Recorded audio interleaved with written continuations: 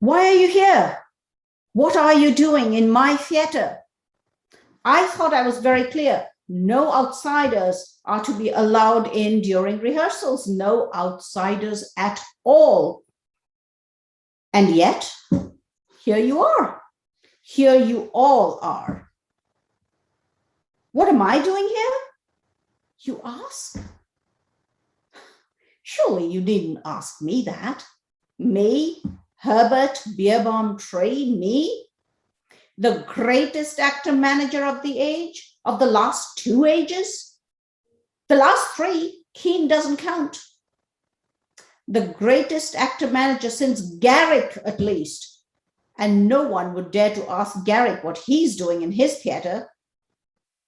Of course, no one's seen Garrick in years, but that's beside the point. I'm here because I'm here, and you're here because you're trespassing.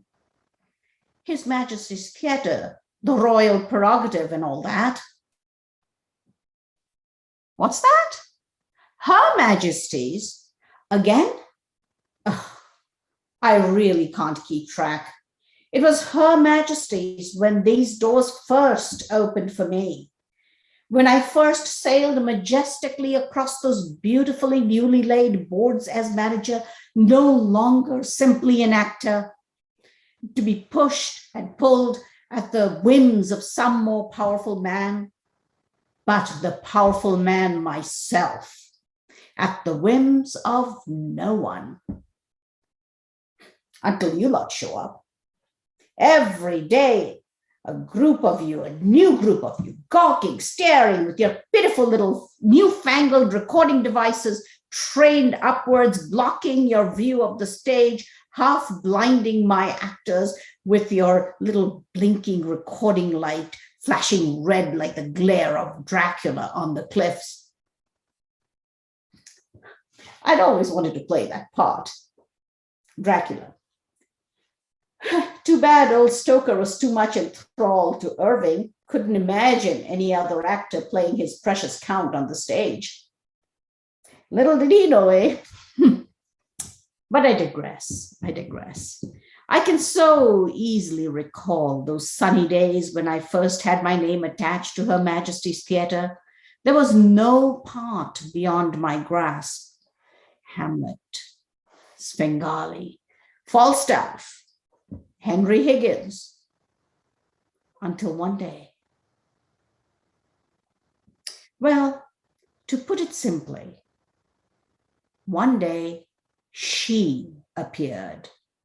She. She won't be named. No, she can't be named. She appeared at the stage door. I wasn't, of course, home to callers. I was rehearsing. No one was to disturb rehearsals. No one is ever to disturb rehearsals. But suddenly, there she was. In the downstage left wing, her head just peering around the edge of the curtain.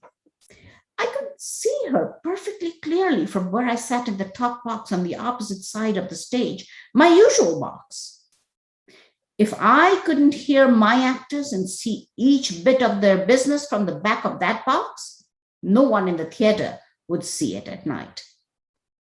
The first inkling I had that something was amiss was a falter from Mr. Waller. He never faltered. He was the most reliable of my actors, and all my actors were reliable, all of them. Of course they were, or they'd be out on their arses sharpish. But he faltered. Sure as I stand here, he faltered. I sensed more than saw his eyes flicker to the wings. There was nothing there. But then they flickered again, and I saw the slow swaying of the curtain as it does when there's someone not being careful enough before their entrance.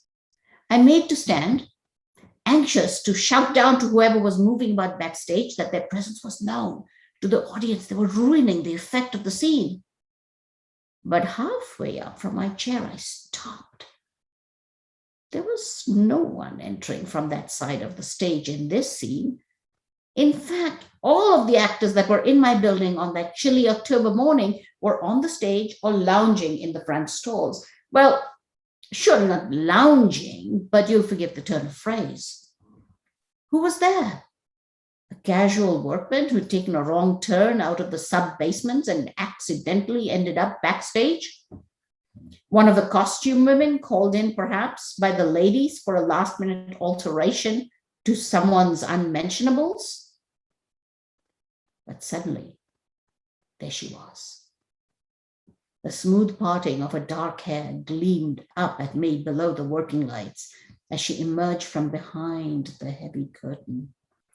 Her head swiveled slowly as she took in the actors on the stage, suddenly frozen in an unrehearsed tableau. Passing over them, her gaze turned outwards, sweeping over the suddenly alert actors on the stalls who'd sprung to attention almost as one. Even my endless drilling couldn't get them to move so clearly in unison. And yet she had managed it, just by stepping one foot onto my stage. And then her eyes, like spotlights, swept with inexorable slowness up the wall to rest on my box. Almost unthinking, I pressed myself as far back into my chair as I could.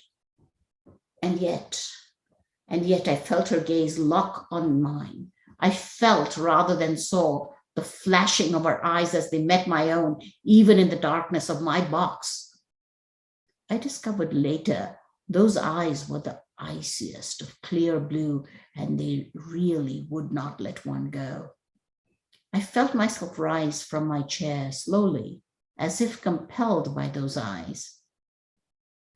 To this day, I couldn't tell you how I got down from my box to the stage. I only know that I was 1 minute aloft, next below. I have the feeling, even now, that she never allowed the connection of her eyes to be severed, even by the necessary impediment of the stairwell. She'd come for a part.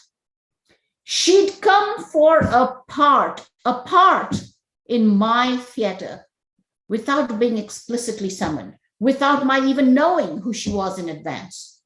No, surely I had dreamt it. She refused to leave. She wouldn't be shown the door, neither politely nor forcibly. She refused to leave. Mr. Tree, I'd like to play in your theater. You should see me at least. She kept saying that, just like that, as if I'd said nothing in between her impertinences, as if poor Mr. Brookfield hadn't merely dislocated his shoulder trying to steer her back towards the street door. Mr. Tree, I'd like to play in your theater. Can you imagine? Can you? To this day, I don't know that she's ever left. But I do know one thing. I'll never let her onto my stage. She will never play in my theater, even if I have to turn the whole auditorium to ice on a regular basis. Here I will stay, protecting my theater from her incursions.